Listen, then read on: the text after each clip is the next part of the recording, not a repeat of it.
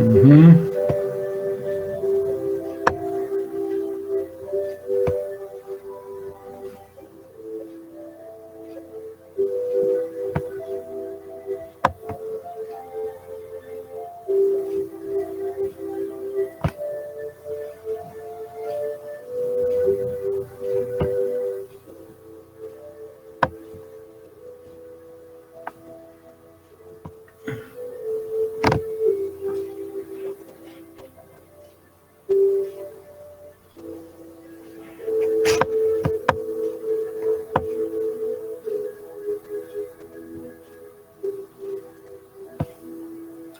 Bien, entonces hemos llegado a esto. A ver cómo se clasifican los hechos.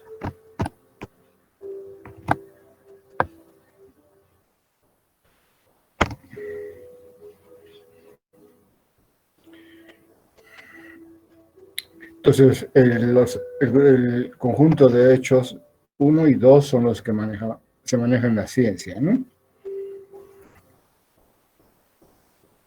Que son aceptados los hechos que son observaciones de acontecimientos tan numerosos que son universalmente aceptados como concluyentes. No admite ninguna duda concluyente. Y los hechos son inferidos, no se los puede, no es parte de nuestra experiencia, pero también tienen el estatus de incontrovertibles.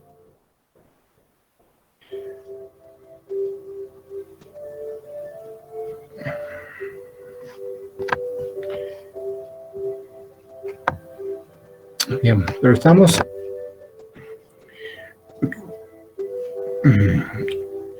Tenemos entonces que tenemos las teorías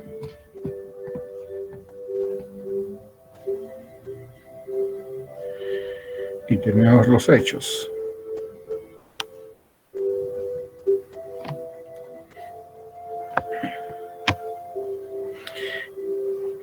¿Y para qué tenemos a los hechos? Es para contrastar, ¿no es cierto?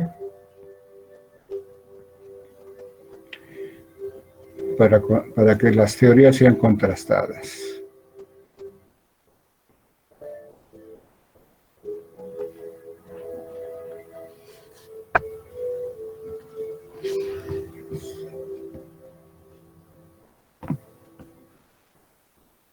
Se supone que esto viene siendo la realidad,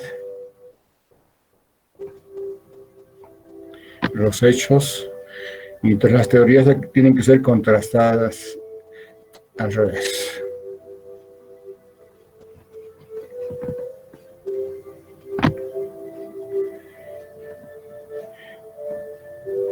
Las teorías tienen que ser contrastadas con los hechos. Los hechos estarían reflejando la realidad y por lo tanto las teorías tienen que ser contrastadas para ver si se validan, ¿no? Los utilizamos para validar.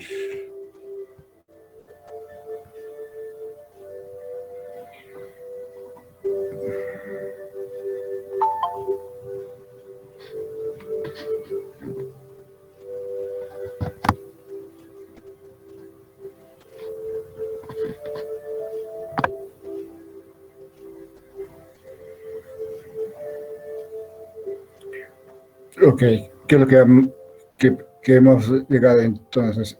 Cuando se planteaba al inicio eran que los hechos eran hechos en bruto, ¿no? Hechos en bruto. O sea, tal como están ahí. Tal como están hechos.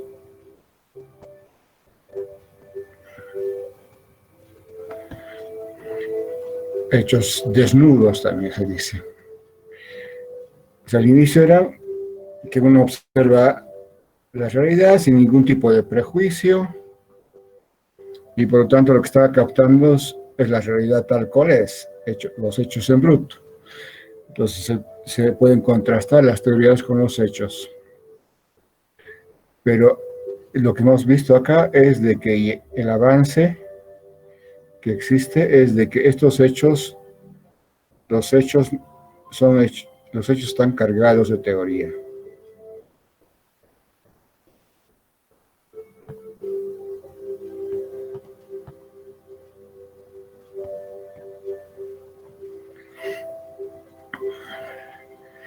Entonces, en el fondo estamos contrastando teoría con teoría, porque si los hechos están cargados de teoría, o sea, están influidos por la teoría, que entonces contrastamos, ¿no? Ese es el dilema en este caso. Bien, ahora hemos distinguido los hechos. Hemos visto los hechos que son observación de acontecimientos, que son tan numerosos, los observaciones que se consideran como concluyentes. Son los hechos inferidos, o sea, que no se pueden observar, pero se deducen a partir de sus efectos, como los átomos o los genes, y se asume que son ciertos también, ¿no? O sea, son incontrovertibles.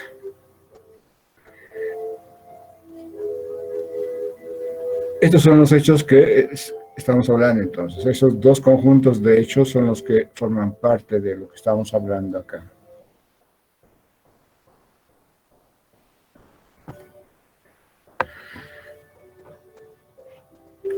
Observación de acontecimientos que son tan numerosos que entonces los considera como concluyentes, o los hechos inferidos. Ahí está aclarado, son de eso lo que estamos hablando. Los más hipotéticos son dudosos, ¿no es cierto? Ok, esa es la paradoja entonces, ¿no? Eso es lo que hemos dicho que es una paradoja. Estamos planteando que para validar las teorías hay que contrastarlas con los hechos. Esa es la forma de validar. Pero se suponía que eran hechos en bruto. Estamos viendo la realidad tal cual es. Pero no, lo que llegamos ahora es que los hechos también están cargados de teoría. Porque depende de del punto de vista que tengamos. El ejemplo que les di de Galileo, que es el primero que vio la luna sin el ojo desnudo, es decir, a través de un telescopio, lo que vio en la luna fue cráteres. Para que él vea cráteres ya tiene una teoría de lo que es una deformación de la superficie a causa de impactos, digamos, ¿no? Entonces ya tiene una idea al ver el cráter, tiene una idea de qué fenómeno ha producido eso. Y por lo tanto diga, ese es cráter.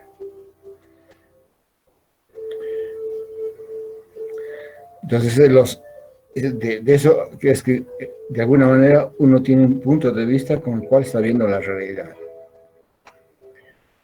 Los hechos son cargados de teoría.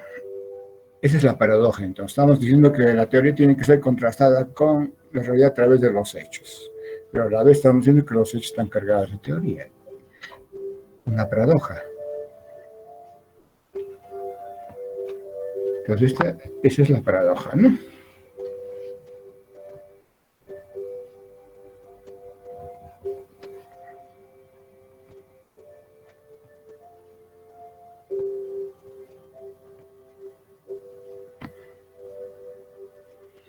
Que, al final, teoría con teoría, digamos así.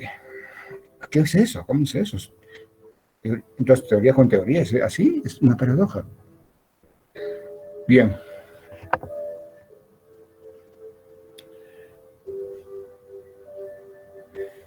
Ok. Estamos en situación actual de que ya estamos, es lo que el consenso de que los hechos están cargados de teoría. Entonces, ¿qué es la contrastación?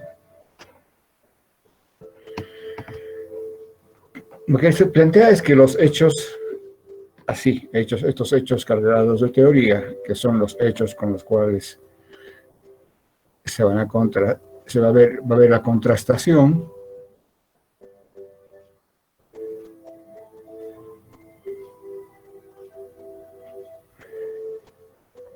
Entonces, estos hechos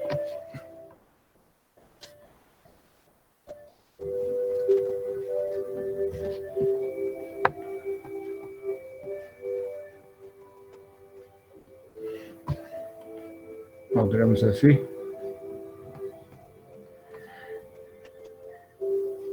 Son independientes. ¿Está?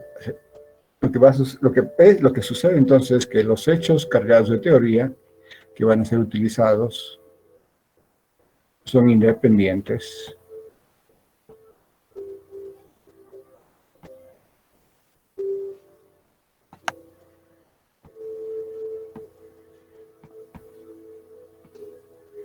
De la teoría a ser contrastada.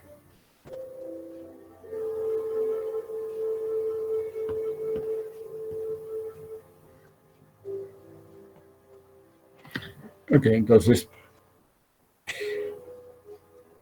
no han sido producidos por la teoría que va a ser contrastada, son independientes, entonces. Son hechos cargados de teoría, pero no han sido producidos por la teoría que va a ser contrastada, son independientes. Entonces, en ese sentido, entonces, se supera lo que sería una paradoja.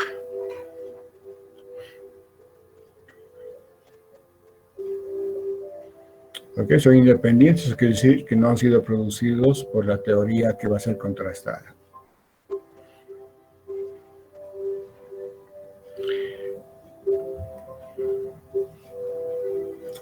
Bien.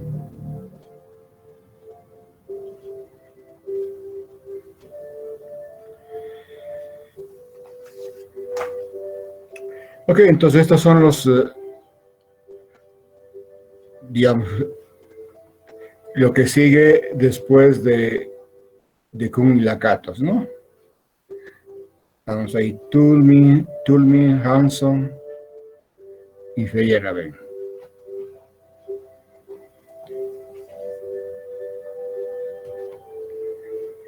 Pero hay una cosa más que tenemos que indicar en esto.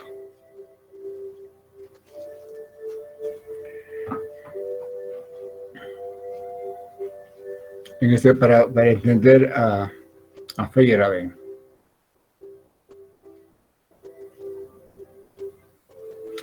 Es que para que pueda funcionar lo que plantea Lakatos, por ejemplo, de que un pic, que lo que en realidad se falsa, cómo se falsa, es que un pic falsa a otro pic, ¿no es cierto? Un programa de investigación científico falsa a otro programa de investigación científico. Y es cuando un pic es progresivo y el otro es degenerado. O sea, ¿cuándo va a ser falsado un pic por otro pic?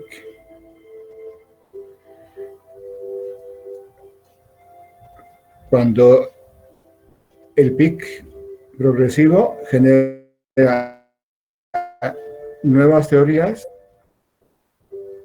que superan en contenido a las existentes dentro del mismo pic. Es decir, predice hechos nuevos, predice hechos nuevos, es decir, aumento de contenido. Predice hechos nuevos y eso lo hace al pic progresivamente, teóricamente progresivo, y luego empíricamente progresivo si esa predicción es corroborada en el tiempo. Y ese pic entonces falsa al otro y lo convierte en degenerado. Entonces la falsación, la catosiana es esa, digamos, ¿no? Entonces, un programa de investigación científico falsa a otro, pero obviamente está ahí la evidencia, es decir, cuando predice hechos nuevos, luego esos hechos son corroborados. Entonces es una teoría, es un programa de investigación que descubre hacer descubrimiento, genera nuevas leyes, nuevas predicciones, a través de generar leyes de manera que le permiten generar predicciones a partir de ellas.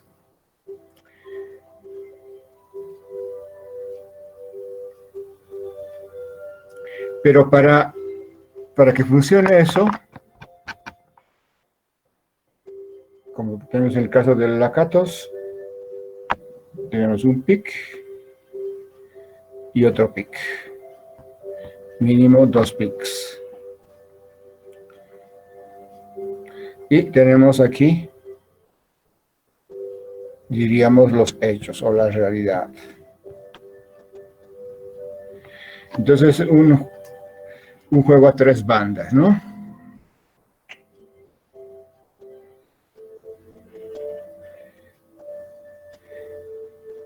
Pero para que pueda ver esta comparación entre este pic 1 y este pic 2, a través de los hechos, porque, digamos, los hechos van a entrar cuando se vaya a corroborar, ¿no? Y cuando va a ser empíricamente progresivo.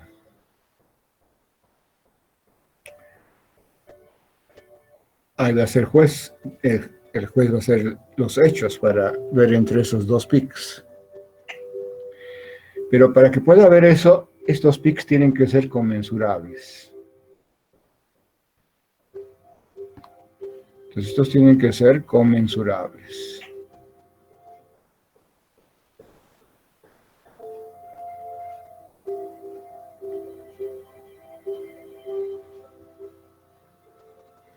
Si no, no se pueden comparar. No podían ser comparables. Entonces tienen que tener ahí un lenguaje teórico común, más o menos, que permite entonces ser conmensurables. Y se puede definir cuál es progresivo y cuál es degenerado.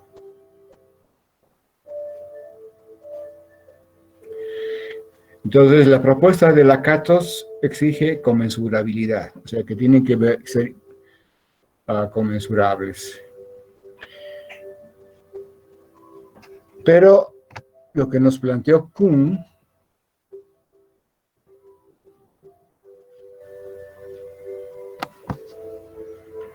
es que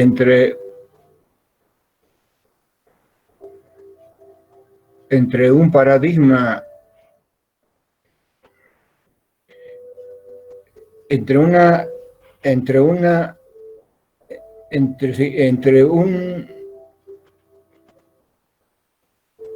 cuando se genera una revolución, hay una ruptura.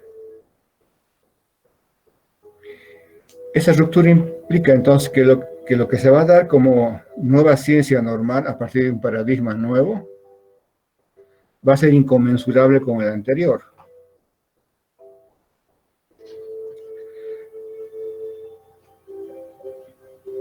Bueno, tenemos aquí entonces una ciencia normal que entra en crisis, hay una revolución, después de un tiempo, obviamente la ciencia normal tiene una vigencia larga ahí, se da una revolución científica y lo que va a aparecer, digamos, aquí tienes el 1 y va a aparecer otra ciencia normal, ¿no es cierto? A partir de la revolución. Y lo que nos ha planteado Kuhn inicialmente, así como estaba, es que entre estos dos son inconmensurables.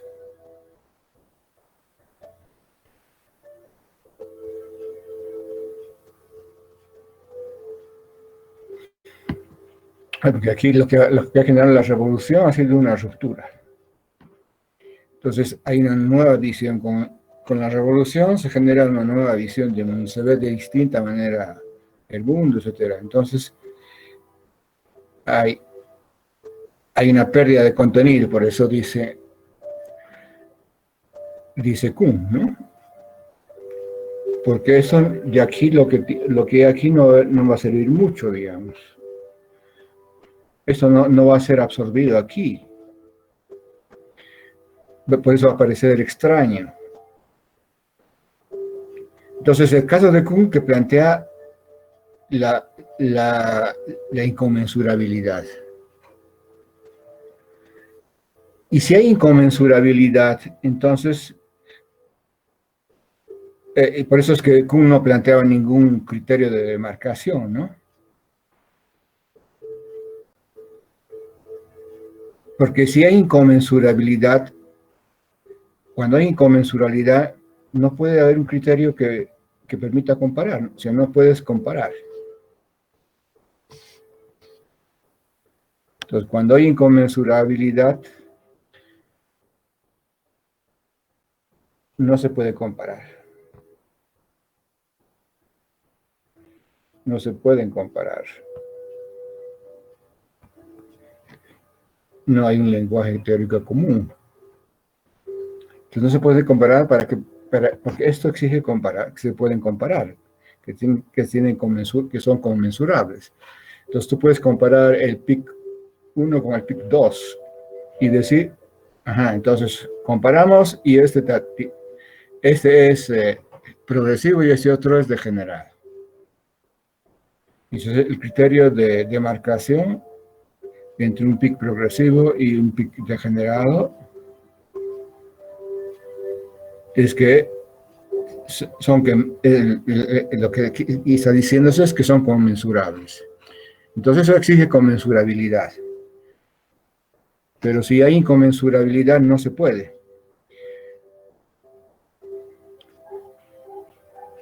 Aquí entonces entra Feyerabend. Ahí está entonces entra Feyerabend, ¿no? Entonces ahí ese es el juego de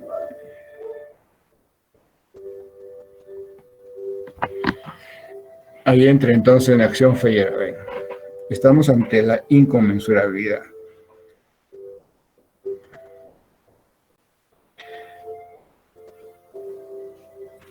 Y es a partir de eso que va a generar su propuesta Feyerabend.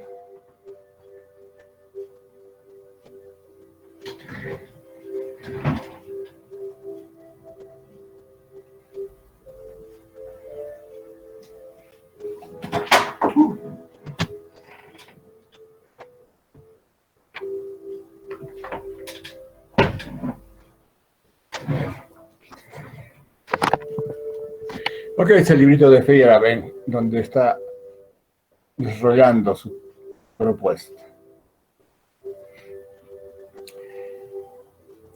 Y en realidad, este libro de Feyerabend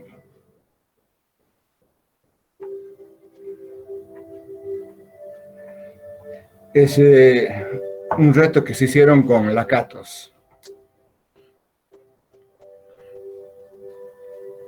Lakatos le dijo a Feyerabend, bueno, tú estructura bien tu propuesta, escribe un libro, así que me puedes destrozar ahí en tu trabajo y yo después te voy a responder y también voy a ir a destrozarte. Ok, entonces Feyerabend trabajó en este libro, o sea, organizó su propuesta, lo que es lo que él estaba desarrollando. Entonces, con el objetivo después de que, porque esto iba en contra de lo que está planteando Lakatos, que después Lakatos tenía que devolverle, darle una respuesta. Y lo que pasa es que eso no sucedió porque Lakatos fallece. Fallece un poco antes de que Feyerabend terminara su libro.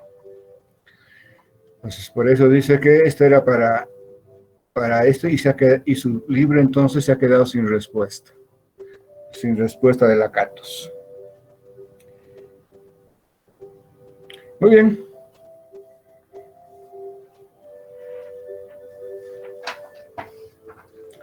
¿Qué dice Feyerabend?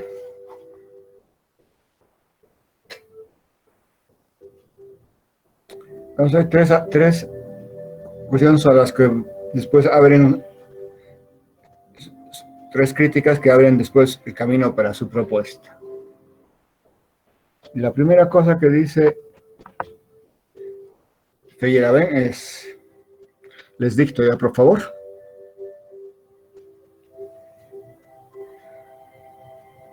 No canon alguno de metodología científica. No canon alguno de metodología científica. Por bien sustentada.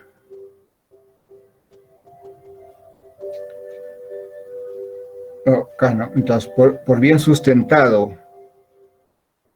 Por bien sustentado que esté en la epistemología,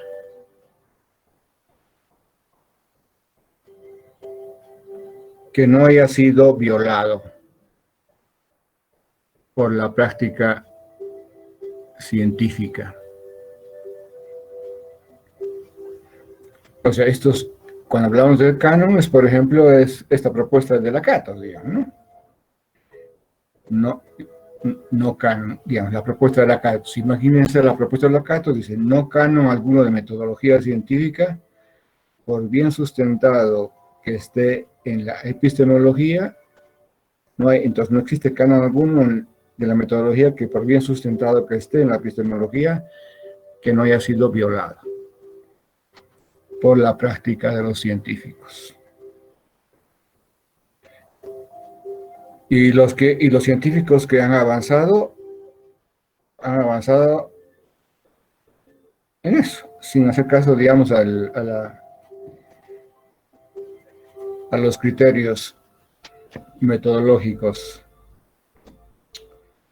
2.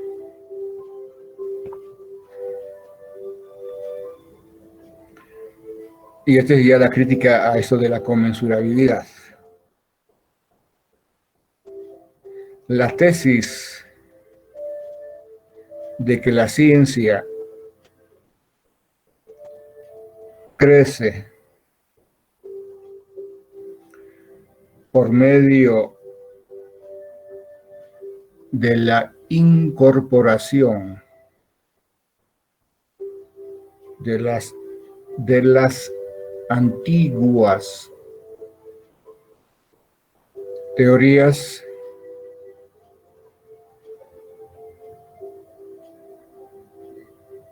como casos particulares de las nuevas, es un mito. ¿Qué está diciendo con eso Feyerabend? No hay conmensurabilidad. ¿Okay? Esa observación 2 está diciendo, no hay conmensurabilidad, señores.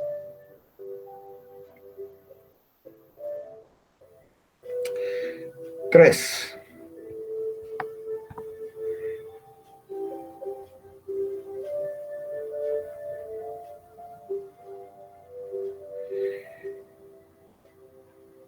El progreso científico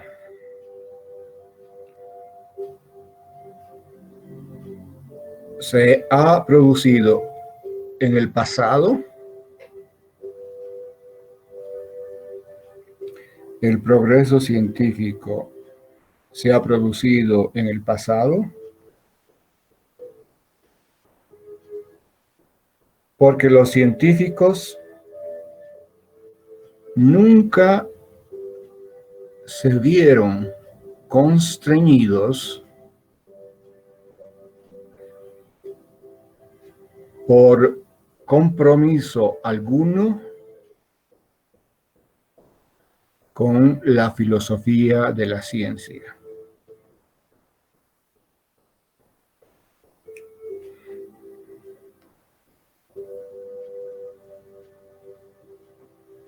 ¿No? Entonces, aquí el 1 es todo canon ha sido violado.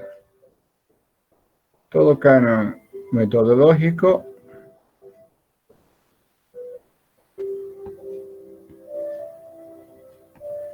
ha sido violado por los científicos. Segunda, nos está diciendo, la ciencia no crece incorporando lo antiguo al nuevo, digamos. No crece a través de incorporar al antiguo como parte del nuevo, digamos. No sucede eso. Es decir, está diciendo no hay comensurabilidad. Y 3, lo que dice es que hay progreso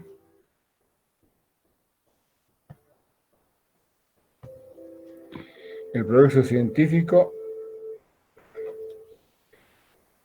se ha dado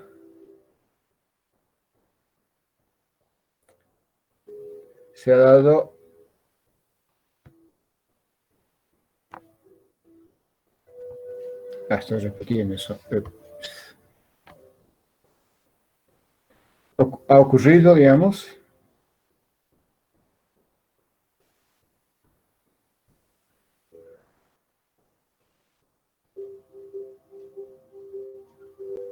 por no obedecer. Porque los científicos no han obedecido a la filosofía de la ciencia.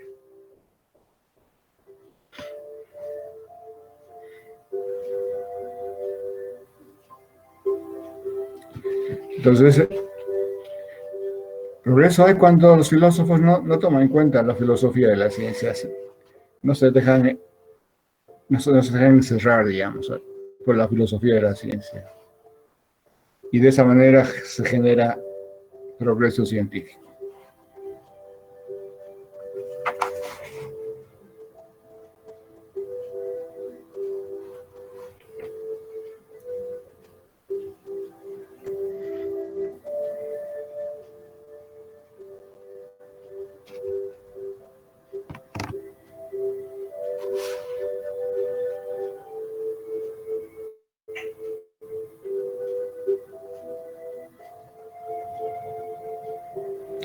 Bueno, iremos desarrollando lo que propone,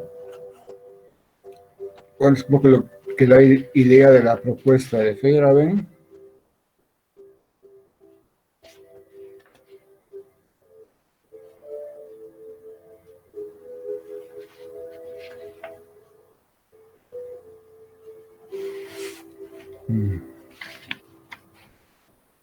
A ver si puedo cortar esto.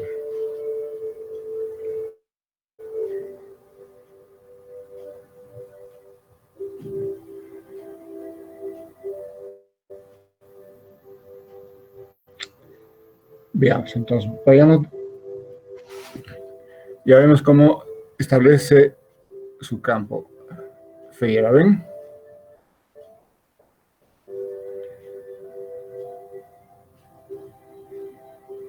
Y él está partiendo de la historia de la ciencia también. Y empieza a hacer las siguientes aseveraciones.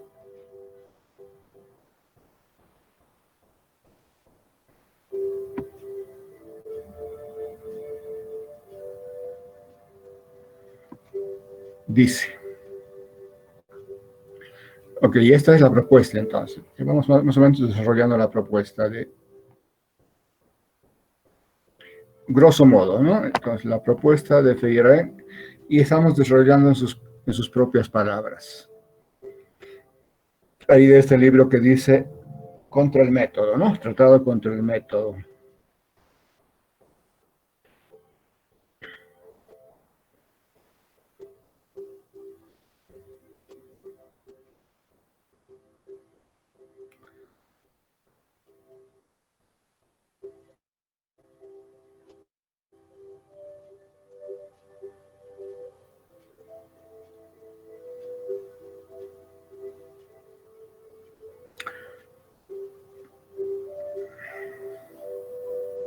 Yo me tropecé con este libro de Feyerabend por los 1990 del siglo pasado. Y la verdad que fue una cosa, dije, ¿qué está hablando este? ¿Qué va a hablar que no existe método? Imposible, la ciencia no puede no tener método. Sí, de parte mía fue un rechazo. No, no puede haber. La clave de la ciencia es el método. ¿Cómo se puede hablar de que el método no sirve?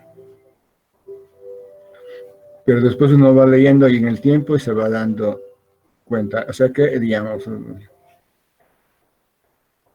como vamos a ver lo que dice BlackRock sobre Feyerabend, también es así, ¿no? Es, hay un rechazo total de Bloch respecto a Feyerabend. Pero cuando entiendes un poco la propuesta de Feyerabend, ves que tiene bastante de lo que es, de lo que tiene que ver con la ciencia. Bien, con esa anécdota entremos. ¿Qué dice entonces Feyerabend? La historia de la ciencia no consta de hechos y de conclusiones derivadas de hechos.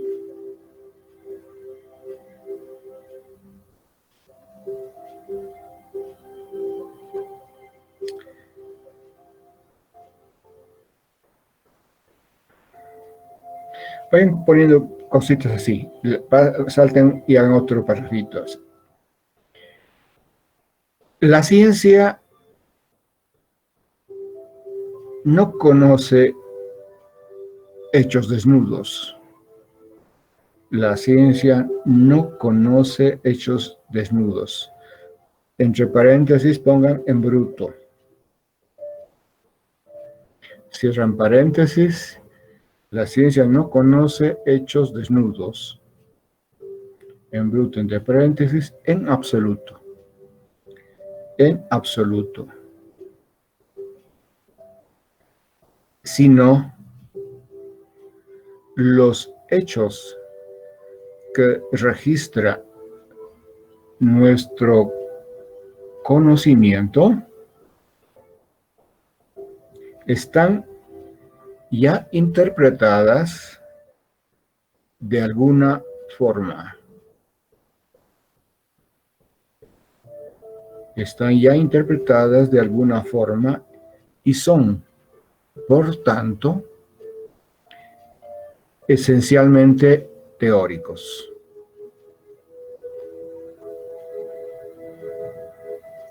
Salten.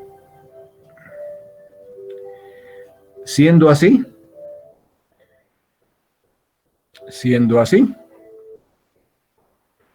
la historia de la ciencia será tan compleja, caótica y llena de errores como las ideas que contiene.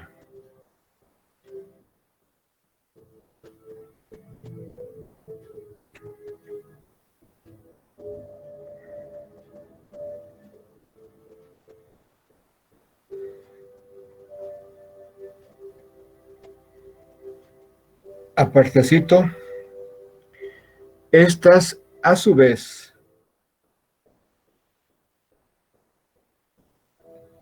serán ideas. Estas a su vez serán ideas tan complejas, caóticas y llenas de errores y divertidas como las mentes de quienes las inventaron. ¿Ok? Esa sería la historia de la ciencia, ¿no?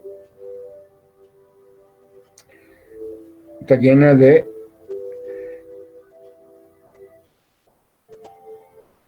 la historia de la ciencia está compleja, caótica, llena de errores, como las ideas que contiene.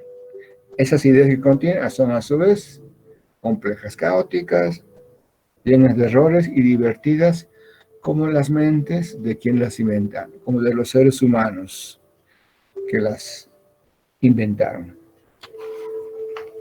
Aparte, empero, un lavado de cerebro,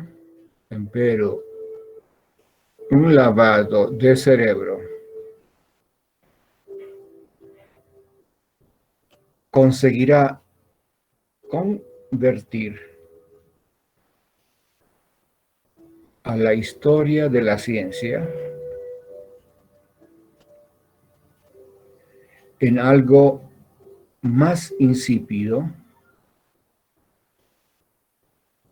más simple, más informe, más objetiva y más fácilmente accesible a un planteamiento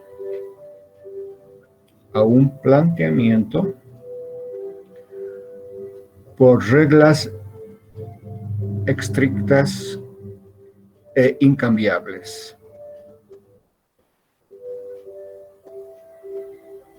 ¿Ok?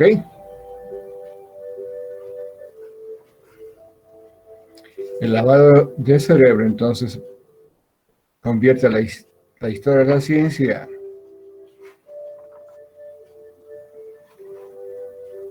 en eso, ¿no? Aparte,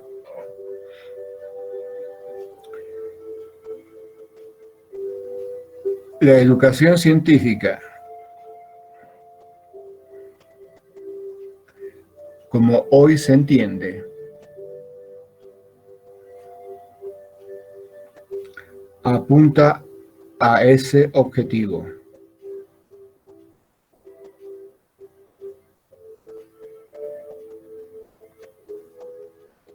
Seguido.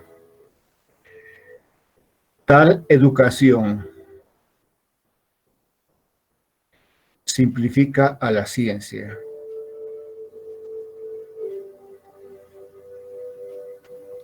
Simplificando a sus participantes. Simplificando a sus participantes.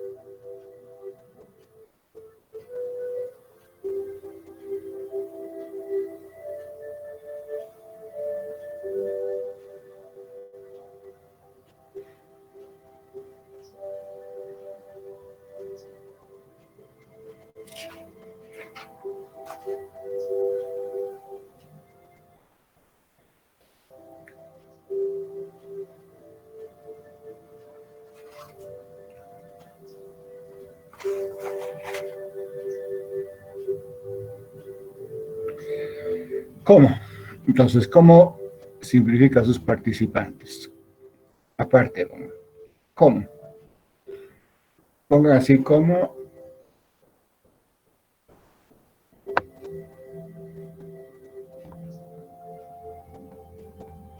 con una rayita y 1, 2, 3. ¿Cómo? ¿Cómo simplifica entonces a sus participantes? Uno, en primer lugar, define un dominio de investigación. En primer lugar, define un dominio de investigación. En segundo lugar, el dominio se separa del resto de la historia y recibe una lógica propia. En tercer lugar, un entrenamiento completo en esa lógica condicionada,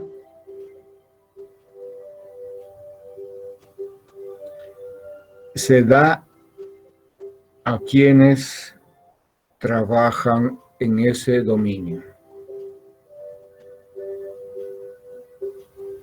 ¿Ok? Pone así, sí. Y seguimos entonces ahí. Con eso, con ello, se consigue. Con ello se consigue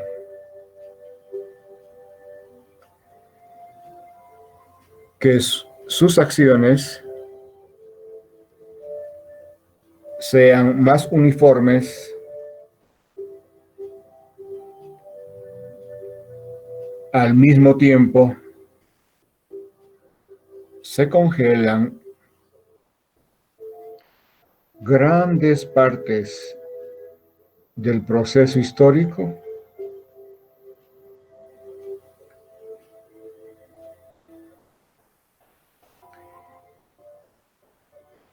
seguido. De ese modo, su imaginación queda restringida e incluso su lenguaje deja de ser el suyo propio.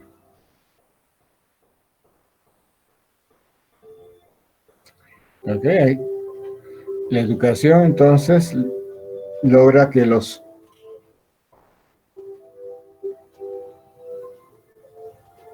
que entran en ese proceso educativo al final queden así. Aparte, un momentito por favor, se ha secado mi garganta. Un momento.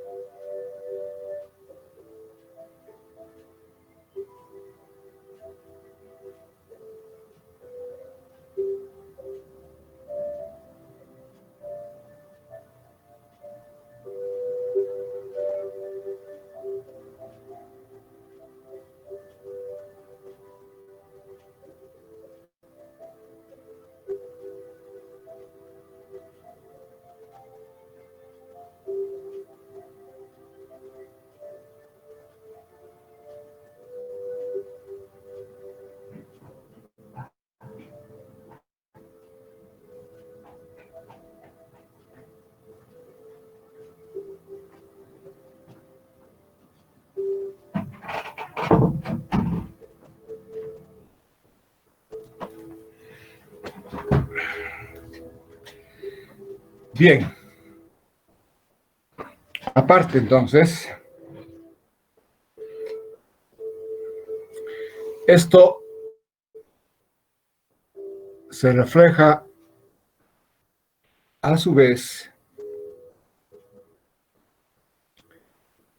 en el carácter de los hechos científicos.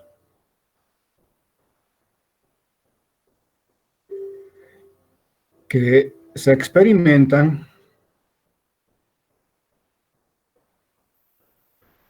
como si fueran independientes de la opinión, creencia y del trasfondo cultural.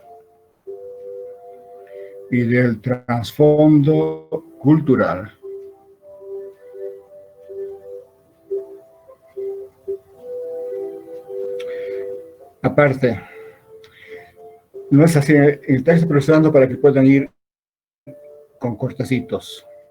Aparte, resulta así posible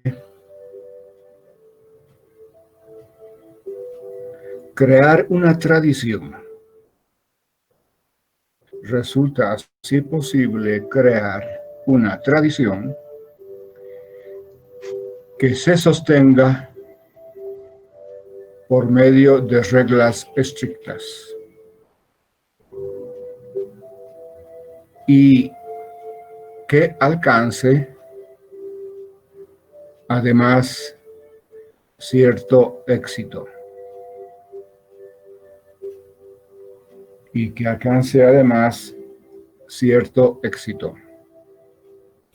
Aparte,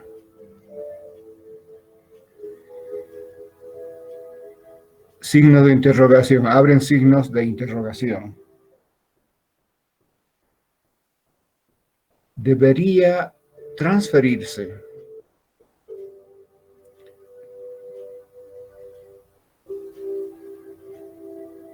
a ella, con entre paréntesis tradición. Debería transferirse a ella, entre paréntesis tradición. Todos los derechos para que se ocupe del conocimiento.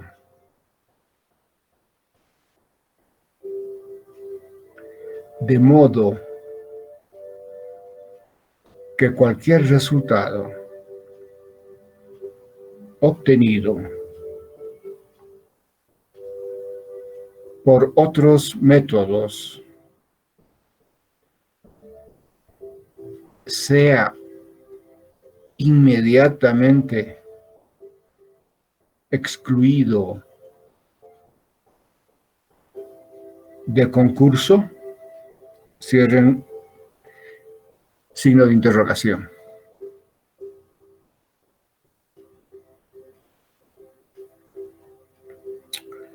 Aparte, entonces, la respuesta es no. La respuesta es no.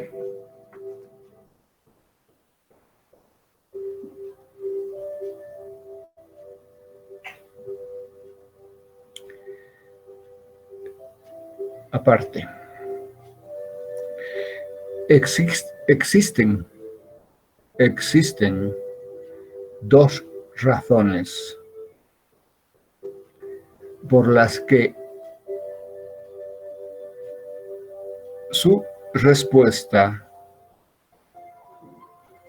parece la adecuada.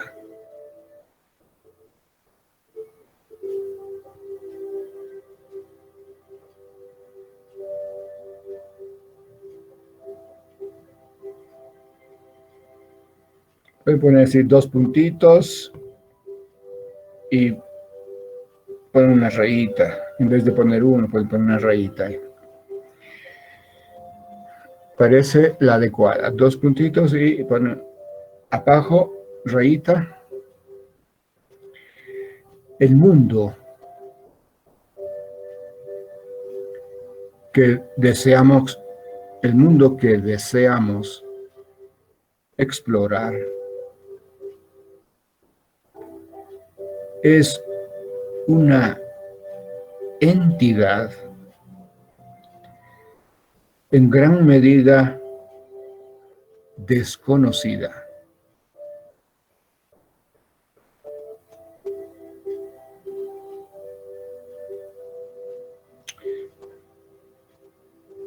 Punto y coma. Debemos, por tanto,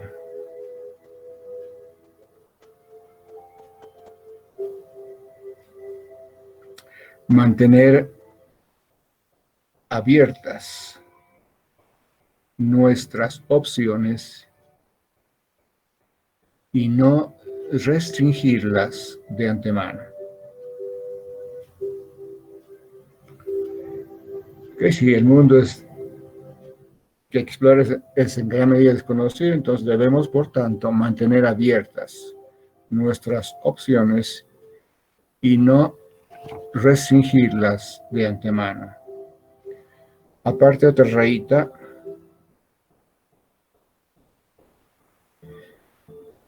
Una educación científica.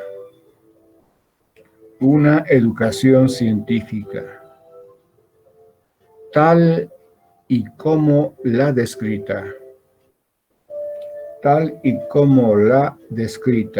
antes, no puede reconciliarse con una actitud humanista. No puede reconciliarse con una actitud humanista.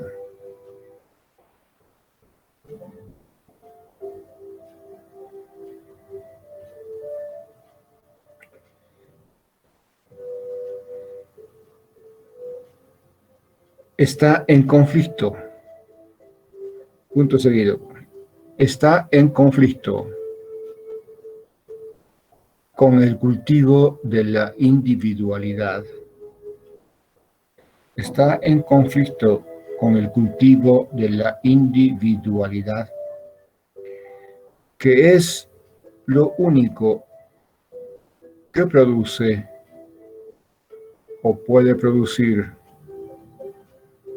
seres humanos bien desarrollados.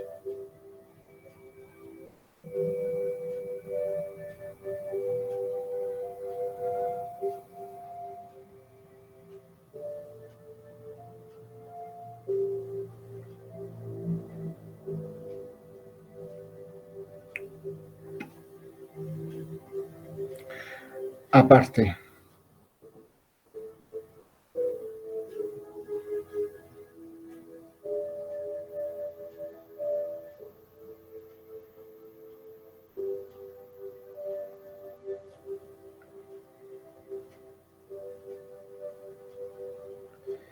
el intento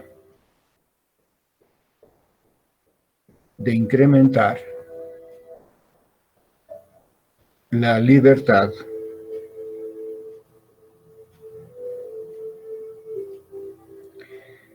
de procurar una vida plena y gratificadora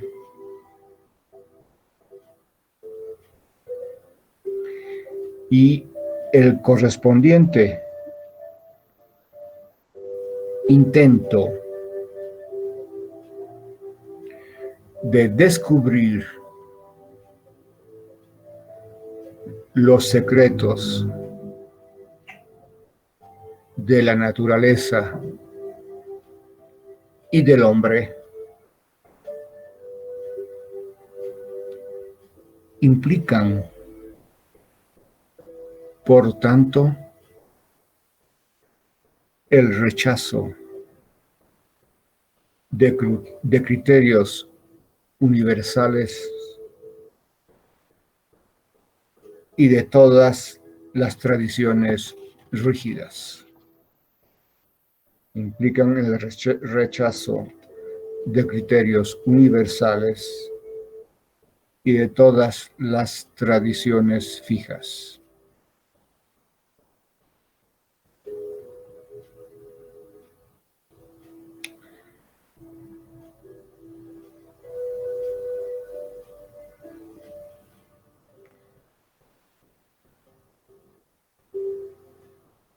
No método fijo. Okay, entonces afirma ahí, no método fijo. Aparte, que quede ahí, no método fijo, ahí colgando. Aparte, a quienes no quieren, a quienes no quieren empobrecer el rico material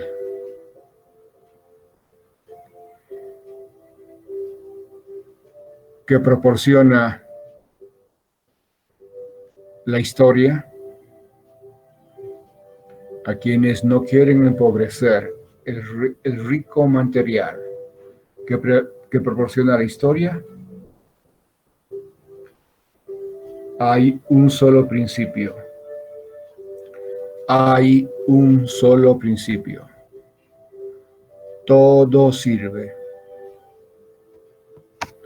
Ok, entonces este es su principio.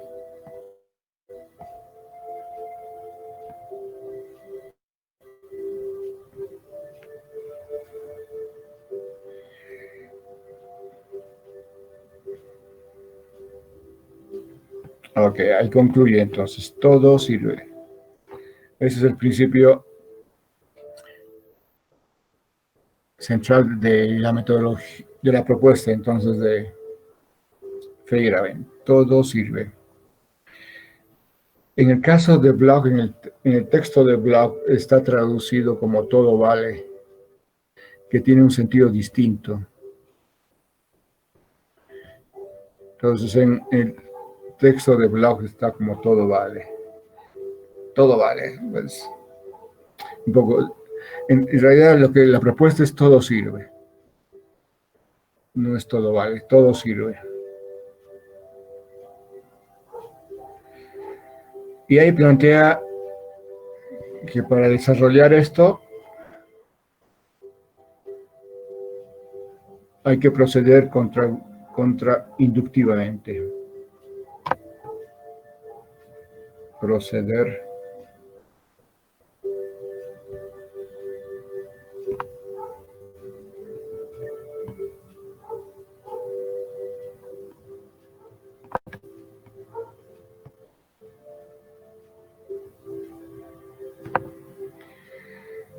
entonces hay que proceder contrainductivamente.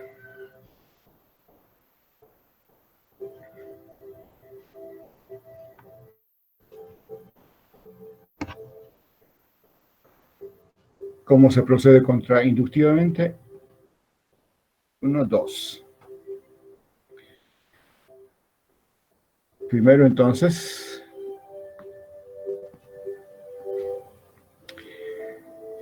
desarrollar hipótesis inconsistentes, desarrollar hipótesis inconsistentes con teorías aceptadas y altamente confirmadas.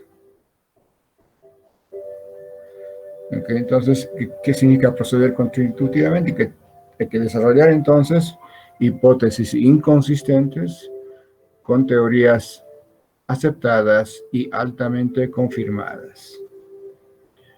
Esta viene siendo la crítica de los conceptos.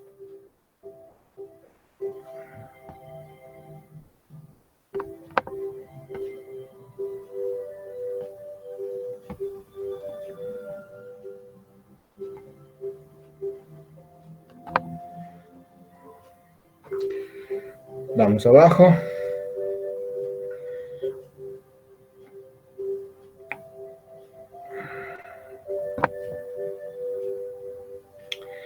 Desarrollar hipótesis inconsistentes con los hechos bien establecidos. Desarrollar hipótesis inconsistentes con hechos bien establecidos.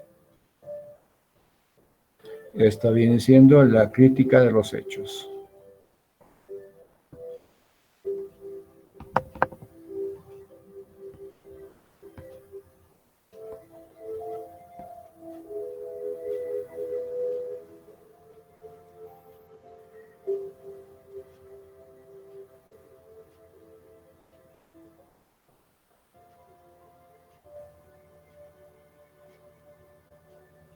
Ok, entonces eso viene a ser proceder contrainductivamente. Y por lo que tanto lo que estaba planteando Kuhn va a ser la proliferación de teorías.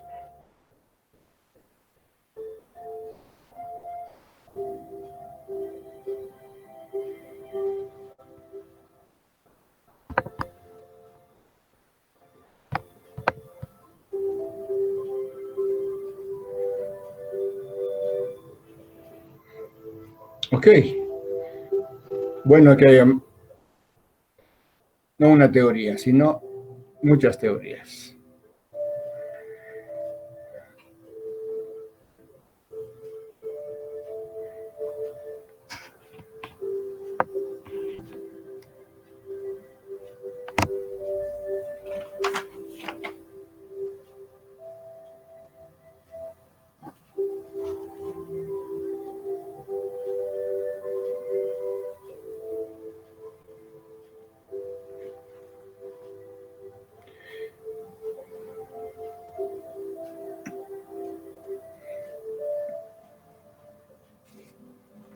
Y esas teorías pueden ser inconmensurables, ¿no? No se está buscando quién es la mejor ni nada de eso. Son teorías inconmensurables, no comparables.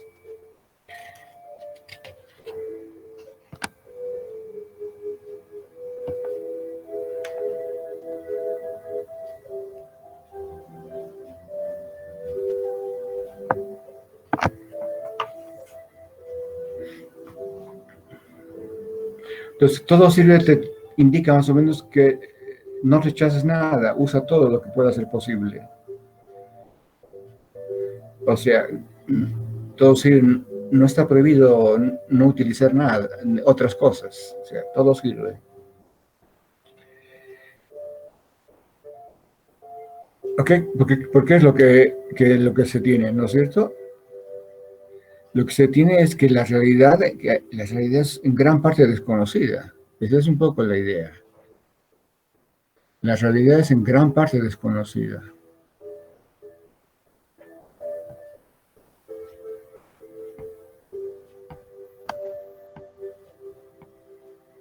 Está todavía en gran parte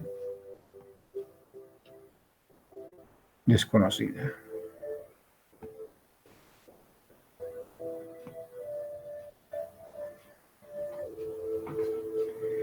Y en vez de restringir, es mejor que existan, que vayan floreciendo muchas teorías. Si tenemos una realidad en gran parte desconocida, es tonto tratar de decir solo esa teoría. Con esa inmensidad que está desconocida. O sea, los secretos de la naturaleza y el hombre. Si quieres conocer los secretos, si se busca conocer los secretos de la naturaleza y del hombre, hay sociedad, ¿no? Si quieres conocer los secretos de la naturaleza del hombre, que es en general en gran parte desconocida. Entonces, el querer, no hay que ser tan mezquinos en querer solamente que una teoría pueda hacer eso, digamos. Si tienes una realidad en gran parte desconocida, que florezcan muchas teorías. Y de esa manera entonces, se pueden descubrir. Y de esa manera es la mejor manera entonces de descubrir los secretos de la naturaleza y del hombre. Cuantas más teorías, mejor. Porque tenemos una realidad que es en gran parte desconocida. Y queremos conocer esto. Entonces, mejor que haya muchas teorías. Y de esa manera, ese es el mejor procedimiento para poder entonces enfrentar este reto.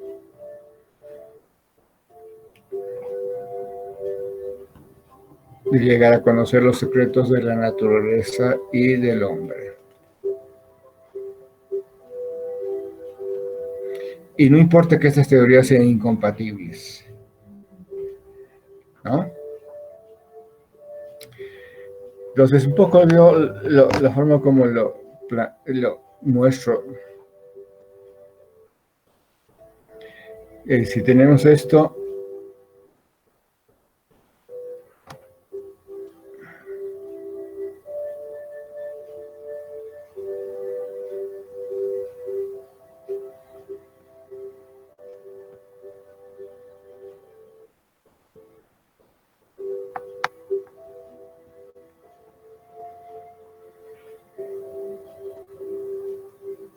si tenemos ahí una realidad inmensa, desconocida, y quererla ver solamente con un lentecito,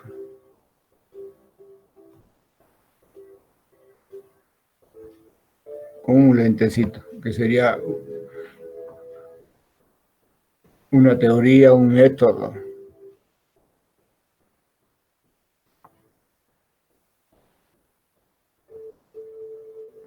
Que si toda la realidad quisiéramos verla a través de un lente, sería muy mezquino.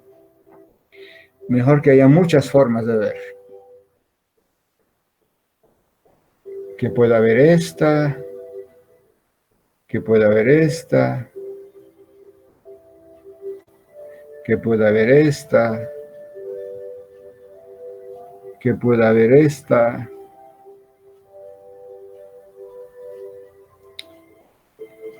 Etcétera.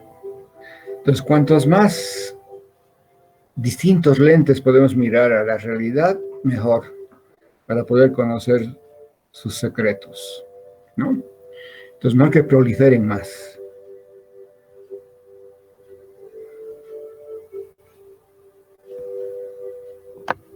Tener más opciones, mejor, que solo estar tratando de ver esa inmensidad con un solo lente, ¿no? Entonces, cuantos más, mejor, porque esa realidad es inmensa y es muy mezquino querer conocer con un solo lentecito. Entonces, mejor que puedan proliferar las teorías, ¿no?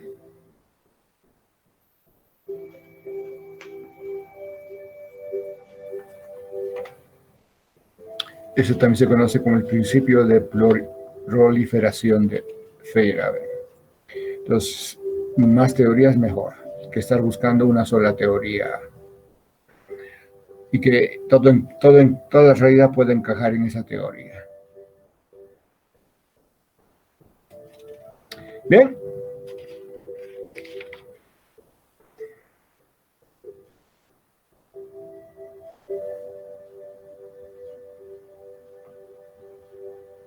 Y eso viene siendo entonces la metodología pluralista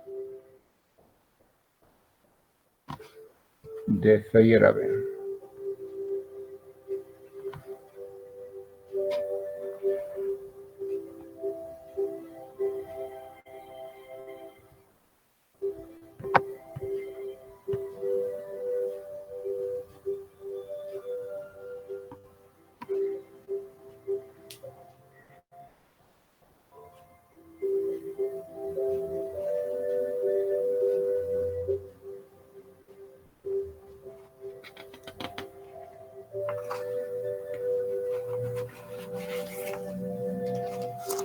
Bien, con esto acabamos entonces Feyerabend.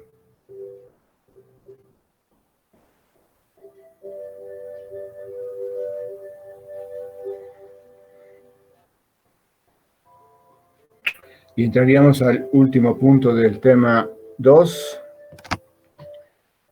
que es el punto 5.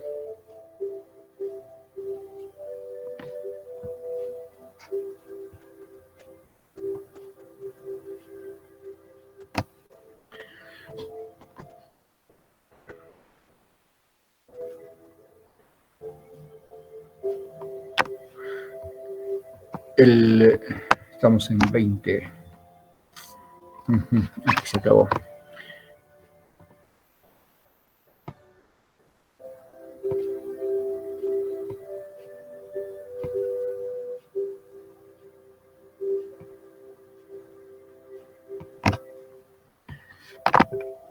Entonces el libro de Feyerabend, que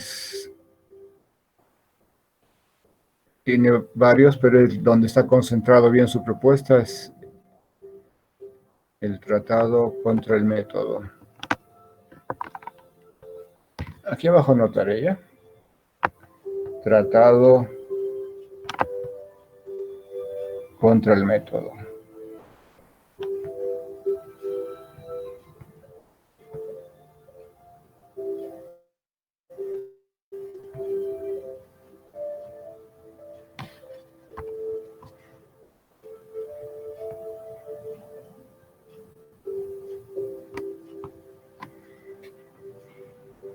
Ese es el libro de Feyerabend.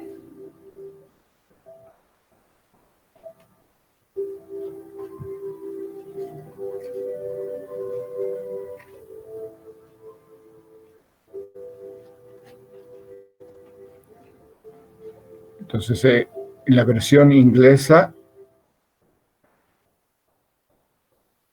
pues en inglés es Against Methods.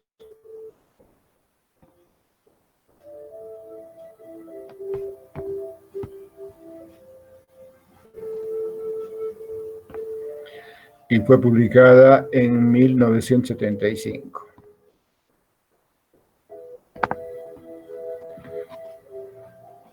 La versión en español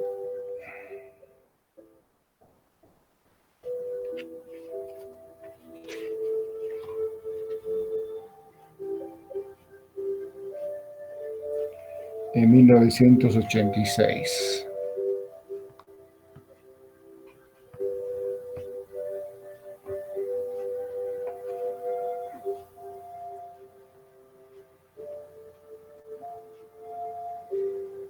Bien. Entonces vamos a ver ahora el último punto.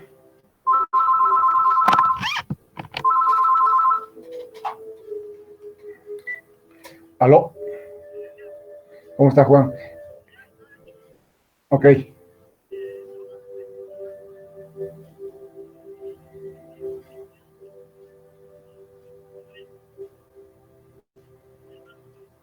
Ah, sí, tiene un hermano.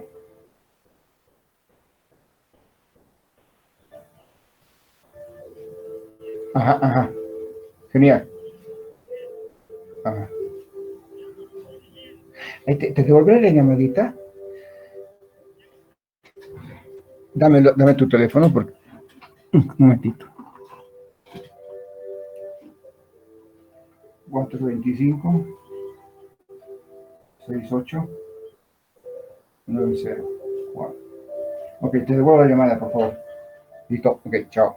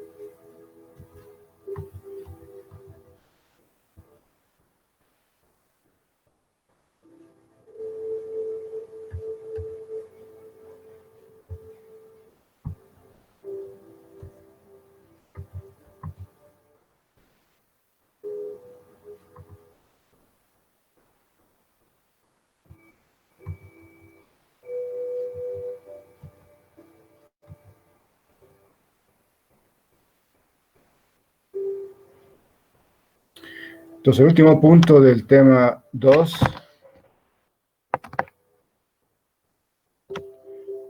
viene siendo